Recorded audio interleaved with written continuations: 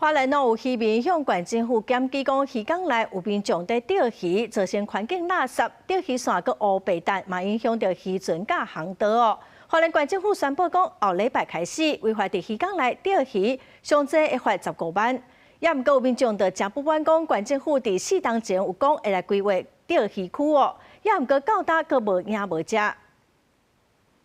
一支雨伞，一只鱼啊，心情轻松，伫花莲渔港内底钓鱼。看到县政府新菜的禁止钓鱼告示牌，上悬罚15万，心内真不满。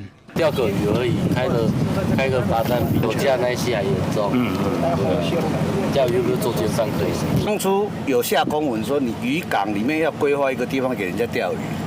那4年了，你到现在都还没规划，是不是你县政府渎职？花莲区渔会讲，原本港内都无开放钓鱼，嘛真少在处理。不过最近就真侪渔民检举，伫航线边钓鱼严重影响渔船的出入，另外粪扫嘛无提走，渔会嘛是头壳摸在烧。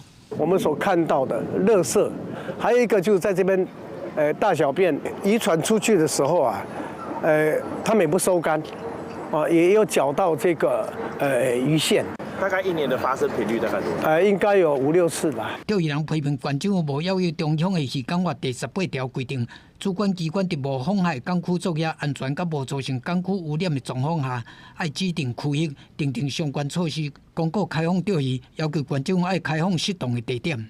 东堤那边是有开放6日进行一个可以钓鱼的一个时段，那这部分是港公司做辖管。那目前根据了解，应该是因为载富工程的一个整修作业，所以有一个禁止开放的一个状况。县政府讲，后礼拜开始成立稽查小组去处理，若是钓鱼人拢口劝袂听，会照渔港法21条罚新台币3万块以上15万以下。